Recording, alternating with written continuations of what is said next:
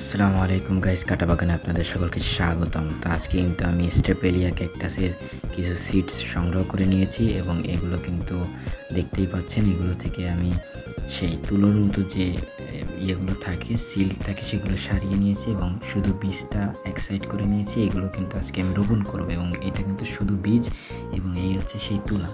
তো এই তুলা আলাদা করে নিয়েছি, শুধু বীজটা আলাদা, মানে দুটা ভাগ করে নিয়েছি বীজটা।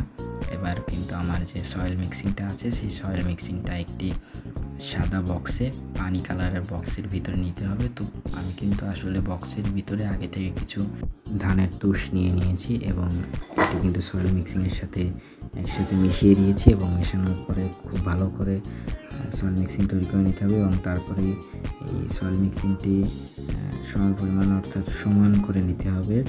সমান পরিমাণ নিতে হবে, যেন কম বেশি না হয়ে যায়। অর্ধেক অর্ধেক নিতে হবে, বাটির অর্ধেক নেওয়ার পরে এর ভিতরে সিডসগুলো কিন্তু ছড়িয়ে দিতে হবে, যেটা আপনারা দেখতে পারবেন। কিন্তু তার আগে হচ্ছে ভালো করে আমি মাটিটা মিশিয়ে নিচ্ছি, যাতে পারফেক্টভাবে সব মিশে যায়, সব কিছু একসাথে মিশে যায়।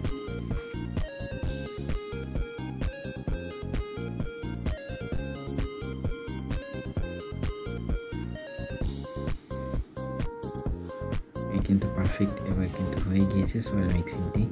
এবং এখন সেই আমাদের যে স্টেপেলিয়ার বীজ ছিল, সেই বীজগুলো মাটিতে রোপণ করার সময় এখন যে বীজগুলো এক একটা করে আলাদা আলাদা ছিটাই দিতে হবে। একসাথে খেয়াল রাখতে হবে যেন একসাথে বীজ না পড়ে, তাহলে আবার জার্মিনেশনে ঝামেলা হবে। এর জন্য আমাদের ছিটাই দিতে হবে। যেমন আমি একখানে দিচ্ছি, দেখতে পাচ্ছেন। তো এগুলো দেওয়ার পরে উপর থেকে হালকা করে মাটি দিতে হবে, খুবই হালকা করে চাপা দিতে হবে, মানে এটা যেন পানি দিলেই সরে যায় এরকমভাবে চাপা দিতে হবে। খুবই হালকা মাটি চাপা দিতে হবে, নাহলে জার্মিনেশন হবে না। এবং এরপরে এর উপরে পানি স্প্রে দিয়ে ভালো করে ভিজাই দিতে হবে, খুব ভালো করে পানি স্প্রে দিয়ে ভিজাই দিতে হবে। আপনারা অবশ্যই তলে একটা দুইটা ছিদ্র রাখতে পারেন, আপনাদের বক্সের যে নিচে একটা দুইটা ছিদ্র রাখলে পানিটা বেশি হলে বের হয়ে যাবে।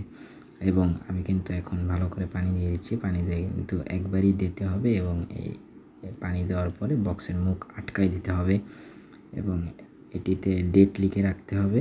জার্মিনেশনের পরে বক্স খুলতে হবে, তার আগে বক্স খোলা যাবে না, তাহলে কিন্তু জার্মিনেশনের সমস্যা হবে।